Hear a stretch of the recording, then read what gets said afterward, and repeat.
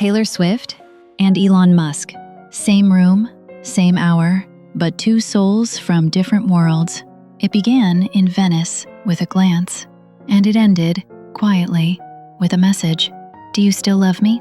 No one knew they were ever together. No tabloids ever caught them, but for nearly 2 years, behind closed doors and silent nights, one of the world's most powerful minds and the most beloved voice of her generation lived a love story that couldn't exist under the sun. It started at a masked ball in Venice, a fundraiser for clean energy, held inside a crumbling 17th century palazzo. Chandeliers flickered, music drifted in like mist, and golden masks concealed more than faces. Elon arrived late, alone. Midnight blue tuxedo, not speaking to anyone. Taylor was already there, wearing a crystal-covered mask that shimmered with every breath. Their eyes met across the marble floor. They didn't speak, not until the waltz slowed and the room dimmed. He walked over. She didn't look away. One dance, one slow, silent dance, the kind that says everything words can't.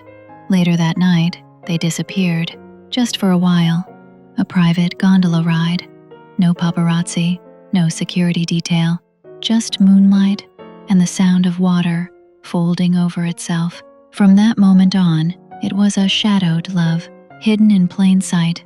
Tokyo, Reykjavik, Cape Town, Geneva. They walked quietly through cities not their own. In hotel elevators, they said nothing. In private, they said too much. Elon would show her code, engines, and prototypes no other eyes had seen. Taylor would bring her notebook and play her unreleased demos, lyrics handwritten, often smudged. She once sang for him in a cold Scottish castle, lit only by fire, a song she never released. Maybe she never will.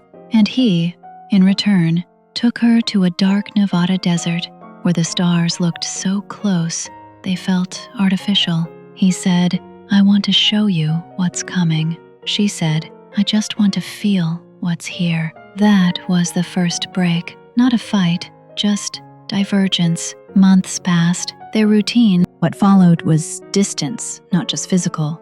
She appeared beside Kamala Harris. He began supporting tech policies backed by Trump's inner circle, interviews, articles, stage speeches. They didn't mention each other, but their words always seemed like responses, like arguments in slow motion. Taylor gave a speech in Boston. Love doesn't mean losing your voice, and believing in something doesn't mean hating someone who doesn't. The crowd roared. That night, she sent him a message.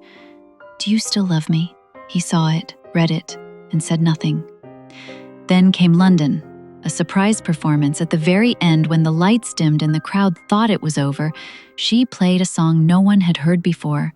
Piano, minimal production, just her voice, fragile, determined. Fans named it Violet Silence. You flew with engines, I waited with violins. You whispered with machines, I screamed in poetry. Elon didn't react, not publicly, but those close to him said he stayed awake that night, just thinking, just not sleeping. His longtime confidant, Dr. Marcus Lehner, would later say in a closed interview, Elon wanted to show her the first flower blooming on Mars. But Taylor, she was already blooming here on Earth. Now it's 2025. She's off stage, he's on panels. She leaves concerts with one final melody, unlisted, unnamed, just before the house lights rise. Fans call it Venice, 3:42, and he still checks his messages at that time. Not for work, not for alerts, just in case. Because some stories don't end, some stay quiet, some just wait.